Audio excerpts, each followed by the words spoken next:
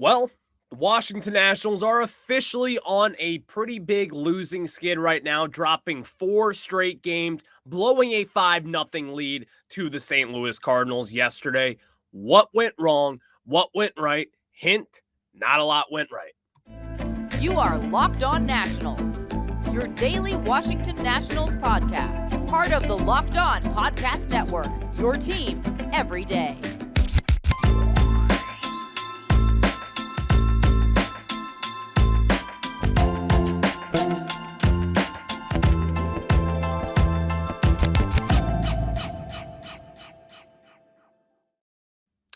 And thank you for making Locked On Nationals your first listen every day, as we are free and available wherever you get your podcast. Today's episode is brought to you by Game Time. Download the Game Time app, create an account, and use code LOCKEDONMLB for $20 off your first purchase. Last minute tickets, lowest price guaranteed. I'm Ryan Clary. For all the everydayers out there, you know where to find me at Ryan Clary11 over on Twitter, where you can catch all things Washington Nationals there, and as well a little spice it up with some other sports as well. But on today's show, a little bit later on, we're going to get into a must-win Game 2 of tonight's series against the St. Louis Cardinals. The Mackenzie Gore day, we know we love it here, and I think the Nationals have a pretty good chance of bouncing back tonight, at least I hope.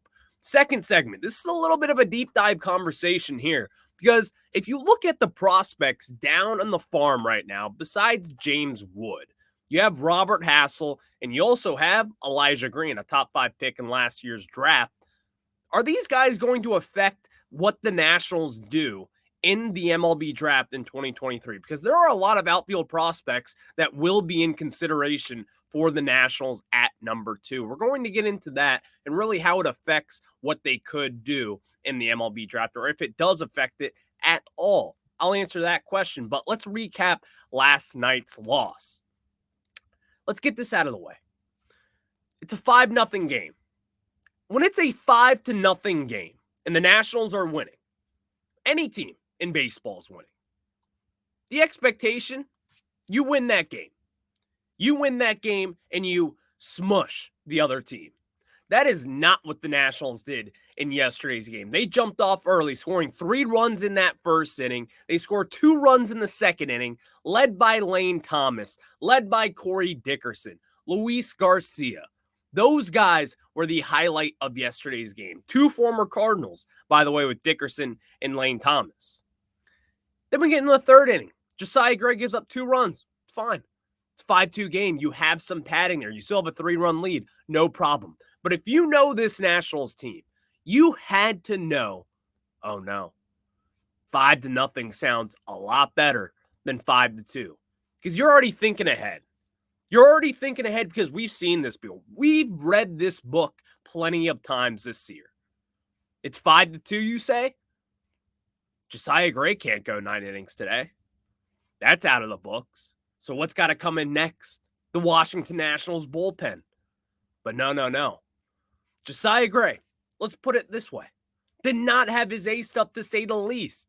Josiah Gray, while he looked amazing in those first 4 innings, in that 5th inning, he gave up 4 earned runs, making it 6 total earned runs for today. And really probably his worst start, in my opinion, since his first outing against the Atlanta Braves on a Saturday after opening day.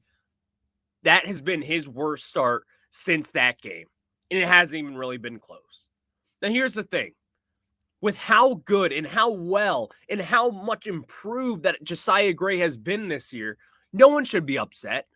No one should be mad. No one should be feeling any type of way. Don't you get worried against Josiah Gray, because let's put it this way. This Cardinals offense is a lot better than what it says on paper. And on paper, what does it say? That this is one of the worst teams in the National League, a bottom 3 team in which the Nationals are now 2 games back from those St. Louis Cardinals. They are in dead last along with the Colorado Rockies, and it's not a good place to be. Let's be honest. But this Cardinals team is a lot better than what it says on paper. It truly is. When you have a lineup that consists of Jordan Walker, one of the top prospects in all of baseball, Nolan Gorman, former top prospect, when you have Paul Goldschmidt, an MVP. Nolan Arenado, an MVP. Tommy Edman, really good baseball player. Brendan Donovan, really good baseball player. All those guys are impact hitters when it comes to their offensive game. All of them. All of them are. As we saw yesterday, Brendan Donovan making that long home run, which where I was sitting in yesterday's stadium, it was a lot longer than what it looked like on TV. I'll just be honest there. Now, with that said, Josiah Gray just blew it up yesterday. He blew up. And that's happened time and time again with sometimes in this later stretch of June. Because as we know, June has not fared well with the Washington Nationals up to this point. They are 3-12 in this month alone.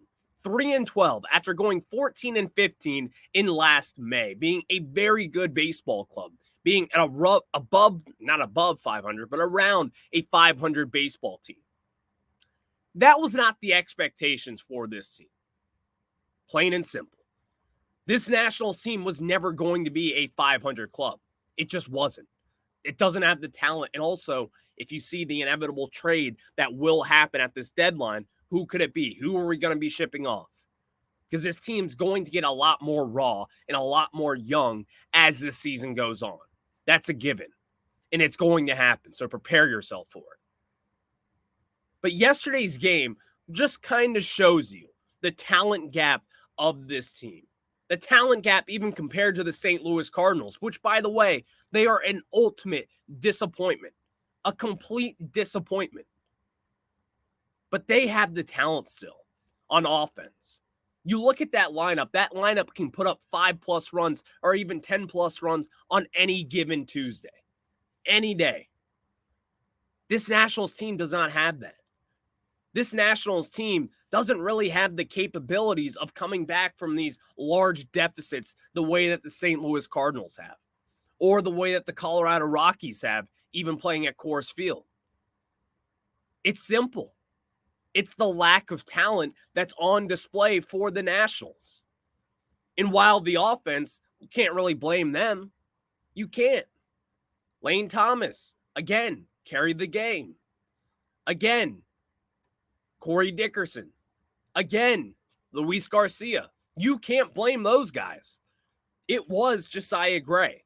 Josiah Gray did not have his A stuff. And then, oh, by the way, not even to mention, the bullpen comes in. Carl Edwards Jr. gives up 2 earned runs of himself, walks 2 batters coming in. Chad Kuhl comes in, looks good, did walk a batter, though, as well. And Jordan Weems came in, struck out 2 in an inning. The bullpen wasn't bad. Wasn't bad at all. Carl Edwards Jr. got rocked around a little bit.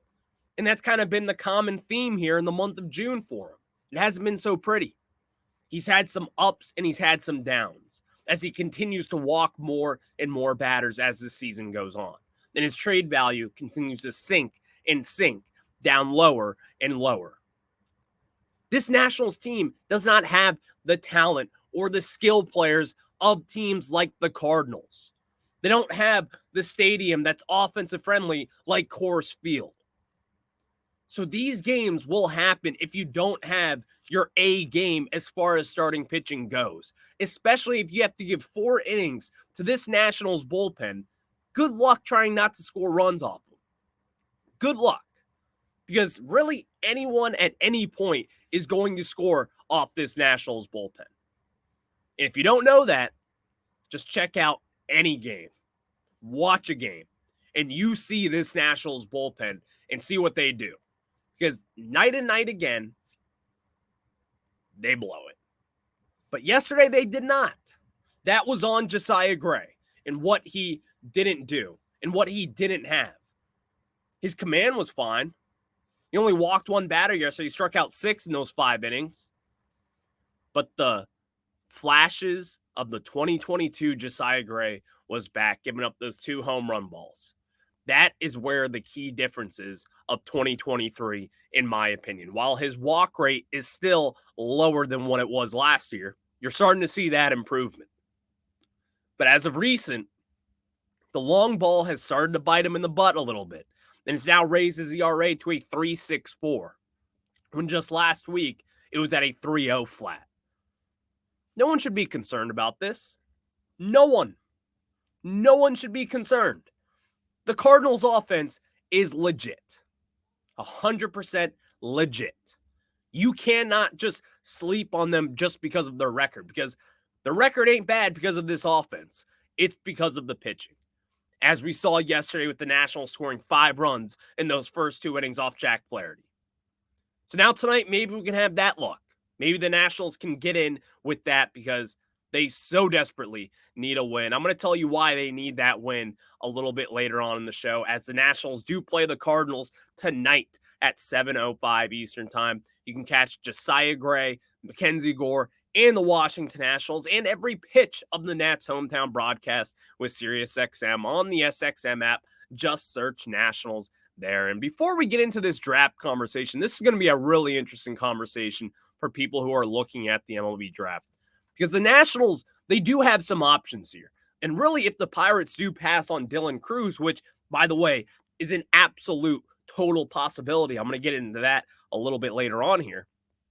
If the Pirates do pass on Dylan Cruz, and if the Nationals do take Wyatt Langford, I think that it'll be because of the Nats prospects like Robert Hassell and Elijah Green being a little bit poor this year? Let's just be honest and say it as the nicest way possible.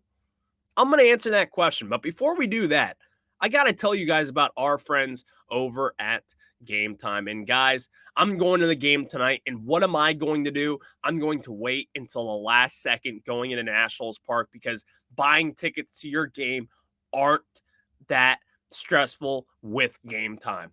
You can go on flash deals and last-minute tickets just like I'm going to do tonight, and they're easy to find and buy tickets for every kind of event in your area. But my favorite part of Game Time is that they have images of your seat views. If you're at Wrigley Field or Nationals Park, you can see if there's any obstructed view. Can I see a high fly ball? Can I not see a high fly ball?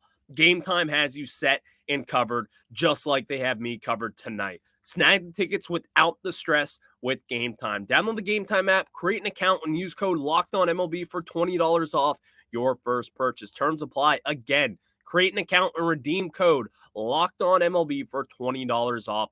Download Game Time today. Last minute tickets, lowest price, guaranteed. And now let's get into talking about the MLB Draft and the question that I have posed here. Will the Nationals' prospect struggles affect what they do in the MLB Draft in 2023? I'm going to rip the Band-Aid off and tell you no.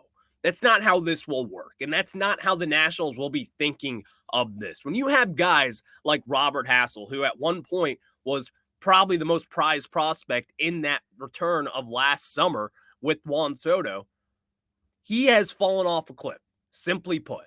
His production and his slugging numbers in particular have taken a massive blow. Robert Hassell so far in 2023, while he's been rehabbing in some points of it, he's now in AA Harrisburg, and that is where he aligns. So far in 53 games on this young season, his slugging is down over 100 points from 2022. And in 2022, when the Nationals traded for him, his slugging numbers completely took a dip as well. He had a .407 slug last year. So far in 53 games in 2023, he's got a .305 slug. He's got a .222 batting average. He's got a .339 on base percentage. All of those numbers across the board are lower from what they were just last year. Now, while he's got 2 triples compared to only 1 triple last year, he's got 11 RBIs. He's only got 2 home runs in those 53 games. Robert Hassell has really taken a dip. Really has. And is it a concerning factor? Yeah, a little bit, if I'm going to be completely honest. Now, while he did battle a hand injury all offseason, getting into that, and he officially broke it at that Arizona Fall League appearance just last fall. But still, to not see the slugging and to really see what he has done so far in the month of June, because it's been a really brutal June for Robert Hassell. He's got a .196 batting average, a .246 on base percentage, a .250 slugging, and a .496 OPS in June. Is he hurt? I don't know. Probably not. He's still playing every day. Is he still recovering from that hand injury? I'd imagine so. But still, it's definitely noteworthy. But the question is, with also Elijah Green, who, by the way, has struggled so far in 2023, he's got a 230 batting average, a 670 OPS, and a 332 slug. Now, that is way more concerning to me than Robert Hassell. Just because Elijah Green, you drafted the power. You took him at number 3 overall in last year's draft because of the power. Elijah Green's got all the tools in the world to be a top player in this class, to be a top player in minor league baseball, to be a top prospect on any given board. But so far this year, in 54 games, he's only got 3 home runs. He's got 32 walks. But most importantly, he's got 94 strikeouts. 94 strikeouts in those 54 games. That is not good for anyone at any level. Now, while he has improved since early on in this season, and he's improved dramatically, by the way, striking out and drawing more walks and just being overall more efficient at the plate, but the power is not there. And that part of this is a little concerning. So to tail back to the question, will these Nationals prospects affect the MLB draft and what the Nationals do in the draft in particular with that first overall, or the second overall pick, rather? And the answer is no. You have someone like Paul Skeens there, and if Paul Skeens is there, the Nationals will absolutely take him. Let's talk about the draft history of Mike Rizzo, what he has done. He loves himself a right-handed pitcher that's going to be throwing and really sitting at 99 miles per hour to 100 miles per hour, as Paul Skeens did the other night. And on the other hand, a really good slider with a really solid changeup. That is what Paul Skeens does. And oh, by the way, his frame, he's 6'6", if that helps you as well. That is Mike Rizzo's guy. He will not pass on him just because of Robert Hassell and Elijah Green struggling down in the minors. The Nationals are going to have plenty of cracks to improve this farm system. You're going to get guys in return for trades, whether it be trading away a Lane Thomas, whether it be trading away a Yarlin Suzanne, or name that prospect, name that guy. Mike Rizzo will be able to figure that out down the road. Maybe you spend on a guy like a Jason Worth like we did in 2011. There are different options that the Nationals will be able to take if those guys weren't to turn out and if they weren't to really develop the way that they want them to develop. But not right now. You can't pass on a guy like Paul Skeens and take Wyatt Langford at number 2 overall. You simply cannot. And Wyatt Langford is a stud, an absolute stud. But still, your eyes are on the prize. Paul Skeens is the prize of the 2023 draft. Paul Skeens and what he has done, you ask anyone who covers college baseball, anyone like a Carl Ravitch from ESPN, the most dominant pitcher he has ever seen with his own eyes. Someone who has been calling the College World Series forever.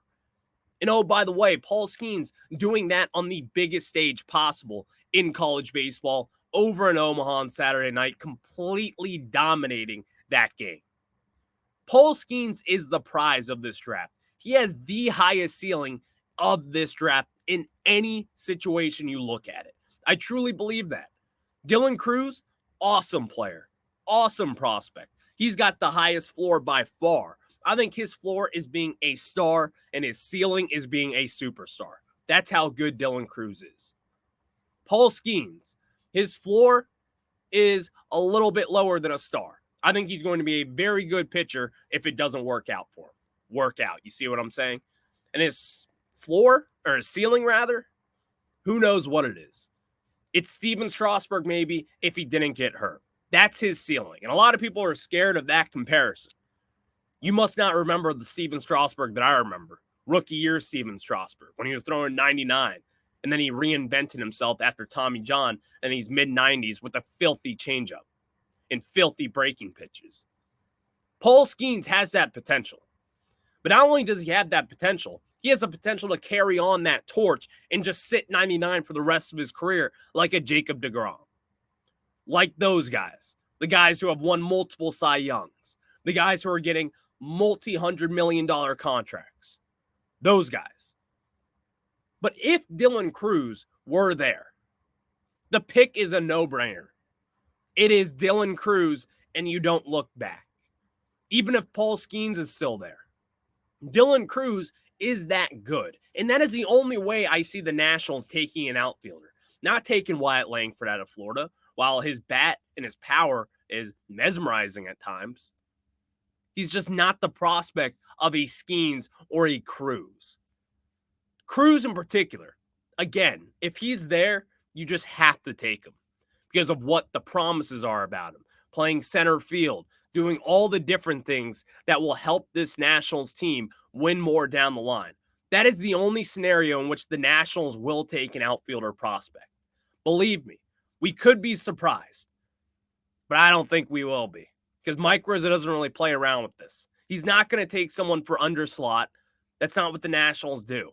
They're going to take the best player available, and it's more than likely going to be Paul Skeens. And if it's not Paul Skeens, it's Dylan Cruz. So this Nationals team, just because Robert Hassell and Elijah Green are struggling big time down in the minor leagues in this system, doesn't mean the Nationals will then take outfield. It ain't that easy. We got time to develop those guys, and I still believe in both of them as prospects. But again, it is noteworthy to say that they have struggled mightily down in the farm in 2023. Thank you guys for making Locked On Nationals your first listen. The Nationals play the Cardinals tonight at 7:05 Eastern Time. Catch every pitch of the Nats' hometown broadcast with SiriusXM on the SXM app. Just search Nationals there. And before we get into previewing tonight's game, that's what we're going to do next, actually. We're going to preview tonight's game, as in my opinion, it is a must-win game for the Washington Nationals. I'm going to tell you why I think that after this. Now we get back into it as Mackenzie Gore takes the mound against another hefty lefty with Jordan Montgomery, rather, of the St. Louis Cardinals, former Yankees pitcher who they got in that Harrison Bader trade just last year. Montgomery has been the Cardinals' best pitcher this season. On the other hand, Mackenzie Gore has also been very good. His best starts, talking about Gore here, have been the Nationals' best game so far in 2023. Mackenzie Gore, when he had that 11 strikeout day, that's what I expect to see tonight. But here's the thing. When you have right-handed bats all across this lineup, like a Jordan Walker, like a Nolan Arenado, like a Paul Goldschmidt, those heavy-hitting bats, that is not a fun thing for Mackenzie Gore. It is not a fun one to deal with. Because you have guys like Goldie, Arenado, and then a young buck like a Jordan Walker, who, by the way, is a nasty hitter. And oh, by the way, he was picked one draft ahead of Cade Cavalli. Not fun to think about. But that Nationals team tonight against the Cardinals with Mackenzie Gore on the mound, it is a must-win game. Because let's add this side note here. If you're like myself, and you went to a lot of postseason baseball games with the Nationals in the 2010s, I was there for the NLDS Game 5 in 2012 when Drew Storn came out of the bullpen and blew the Nationals lead. Blew the game, blew the series, blew everything. I hate the St. Louis Cardinals. I despise the St. Louis Cardinals. Despise everything about this organization. What they did and what they caused. I wish anything but good besides winning tonight's game. The Nationals have got to win this game. And it's not just because I hate the St. Louis Cardinals. It simply is not. But the Nationals have now lost 4 straight games. And when you have only won 3 games in the month of June, and you've lost 12 of those games, 4-12 sounds a lot better than 3-13. I don't know about you guys, but it truly does. And if you fall to 3-13 on this season in the month of June, that is not good. Especially considering the fact that this Nationals team was winning around 42% of their games at one point this season. And now it's starting to tumble down this long, long hill. And these are games that you're supposed to win against pitching staffs that aren't up to date. But the good thing is that the Nationals can take advantage of a staff like this. With someone like Jordan Montgomery, you think of the right-handed bats, Lane Thomas, per usual, Lane Thomas, Keibert Ruiz, maybe Riley Adams who catches tonight. Who knows at this point? But when you look at these guys like a Joey Meneses, you want to see the power step up. When you look at Victor Robles, you want to see the power step up. I wouldn't be surprised to see CJ Abrams taken out of the lineup tonight for an Ildemaro Vargas.